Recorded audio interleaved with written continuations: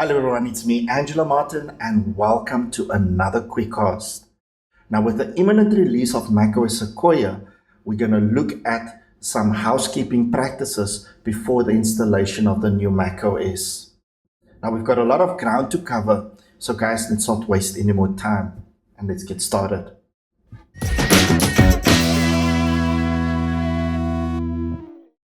Now, the first thing we have to do before even thinking about doing the installation of macOS Sequoia is whether our Mac is compatible. Now, the quickest way to do that is if we go to our Safari browser and we can go to a website called everymac.com. Now, once we're on this web page, we can go to the What's New tab.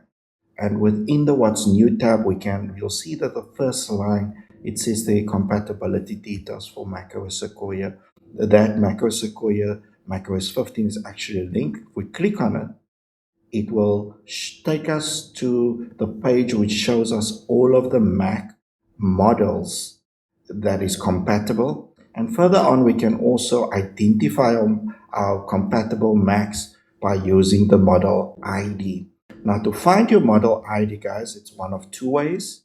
You can go to your Apple menu, and within your Apple menu, you can go to System Settings, and within your System Settings, under the General Setting, go to About, and under About, we can go to System Report, which will take us to our Mac model identifier, which is sitting under Hardware. The easiest way to do this, guys, and I'll just show my keyboard to show you guys which key stroke you must use, is when you on the Apple menu, simply hold down the Option key, and this will change your About This Mac into System Information, which will take you straight into your System Info. And under Hardware, there you can see it takes us to the same place as where we found our model identifier earlier on. So once we have our model identifier, we can then find it within this list. So mine is a MacBook Pro 15.6, and that is 15.6, and it's in the list. It is compatible. Now that we know that my Mac is compatible, we need to find out whether my third-party apps will be compatible with macOS Sequoia. To find that out, we're going to go to another website which is called roaringapps.com. Now, in there you will see that there's a Get Ready for macOS Sequoia. We click on View macOS Apps, and here it will take us into the page which shows us all the apps that are compatible, not only with Sequoia, but even the previous Mac OSs, and even for those who are using Windows computers. However, if we want to see the apps that are compatible with Sequoia, most of the time the apps that are compatible with the Apple Silicon and Sonoma might be compatible with Sequoia, but always triple check it, guys. And here we can easily do it by clicking on the filter, and we under Mac OS, and we can show only the ones that are compatible with Sequoia, and we can then switch over to Works Fine, and here we can now search for the apps that are compatible. Or if you want to look at a specific app, you can even type it in, like say for instance, if I should use, let me go with ScreenFlow. Let me not say Sequoia, let me say Apple Silicon, and there it will bring up the ones that are compatible with the Apple Silicon. And if it is compatible with the Apple Silicon, possibility that it will also be compatible with the macOS Sequoia. So guys, remember that many of the apps will not have a day one upgrade. Like most of the time your Microsoft Office and your Adobe Suites will have this. So it is pretty handy to double check it here.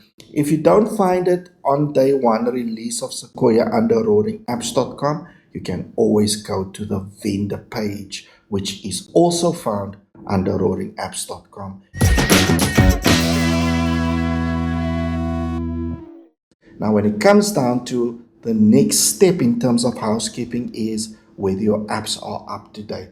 Now, there are three ways we're going to do this. First of all, you have to check that your macOS is up to date by going to your system settings, general, checking under software update. If the software update says that you are up to date, that's one tick off the list. Now, the next thing is to check if your apps that came with your Mac as well as apps that you download through the App Store is also up to date. So here you can go to updates and it will show you if any apps are still needs to be updated.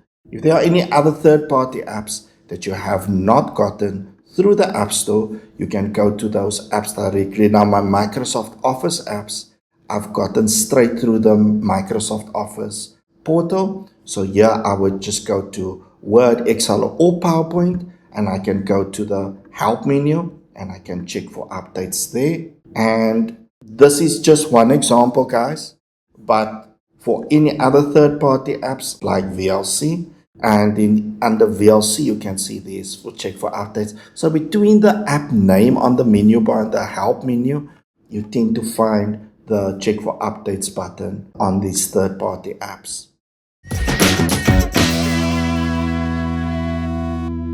Now, setting up a backup on the Mac is extremely easy.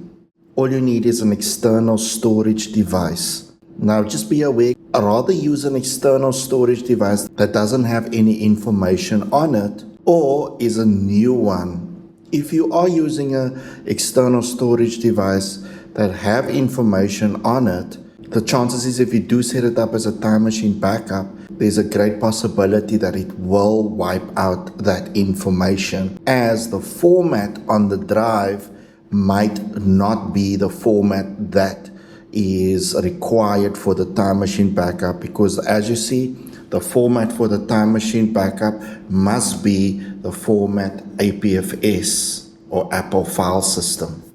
So with that said, you can see mine is as a APFS, and this is a clean drive with no information on it. So I can simply just go to my system settings. Under my system settings, I'll go to my general setting and I select time machine, and on time machine I just add a backup disk. Now you can see that the backup disk that I want to use, it's named as untitled. If it is named as untitled and you set the disk up, it will automatically change the name to backup of the machine name. So I'll just click on set up disk and I will encrypt it. So with the encryption, you need to put in a password and verify it. So I'll quickly just add in a simple password, and of course I'll just put the hint on as 1. And yeah, I can set the disk usage limit, and I can customize to specify what the limit will be. Now this is actually pretty good if you've got a very large external disk and you don't want to use the entire disk as for the backup. Now once you have set a limit, then the rest of the disk can be repartitioned and be used for something else. Alternatively, what you can also do is you can set it to none, which will use the entire disk, and then you can actually go into your disk utilities and first partition that external disk into the partition for your general use, and set the other partition up which you will use for your time machine backup. For now, I'll just keep it as none because I want to use the entire disk storage for my backup, and I'll just click on done. Now it's preparing and setting it up. Now when it's complete, you can see that it's changed the name as specified. And now before I even start the backup, you can see it's starting the timer now. I'm going to go to the options button, and here I've got additional options that I can apply to my backup. First of all, the backup frequency by default is set to every hour, but I can change it to go to once a day, once a week, or if I want to, I can do it manually as well. For now, I'll just keep it on every hour. And I can also back up when I'm on battery power as well. If you untick this, it will only apply the backup when you have it on power. For now, I'll just keep the settings as it is. Now below here, I can exclude certain elements of my backup. By default, you can see that the applications folder has been excluded, and of course the actual disk also was excluded. Now what I'm going to do is I can just click on the plus, and here I can exclude other items too. What I'll do is I'll also exclude my library and my system, and I will just click on exclude. So those items are excluded. I also want to exclude some other items. So if I go to my users, I can exclude the other users as well. And I will just do the backup for my current users. I'll exclude that as well. And I just click on done. Now you can see that the backup process has now started. So now that it has started, I can also control the backup manually. After I've created my backup, you'll see that it does the backup or time machine icon on my menu bar. Here I can just click on that icon and it will specify how much information have been backed up so far. I can also stop the backup by saying skip, and I can also browse the backups after it's been completed or quick access to the time machine settings. Now there are other third-party backup services that you can also use, and one third-party backup is Carbon Copy Cloner, which is found on the website bombig.com. And the difference between Carbon Copy Cloner and Time Machine is that Carbon Copy Cloner backs up not only your data and information on your computer, but your entire system, with meaning your operating system as well. And this is pretty ideal if you want to have a quick safety net of your entire system just before doing the upgrade. There's also a cloud, there are also various cloud backups. The one that I've done a little bit of research on, guys, that I would recommend to check out, and that some of my clients are already using, is a cloud backup service called backblaze.com. There are different products for both business and personal, and it does support both Mac and Windows, and you can also do a free trial with it as well. Out of all the cloud backup services that I've checked out, I must say Backblaze is the best buy for your buck. So after you've done all of those checks, from checking the compatibility of your computer to checking the compatibility of all of your third-party apps, make sure that everything is up to date, and finally doing a backup of your entire system.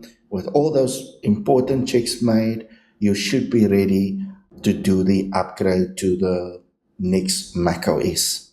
So guys, that's me, Angela Martin, with another quick cast. Stay safe out there, and goodbye.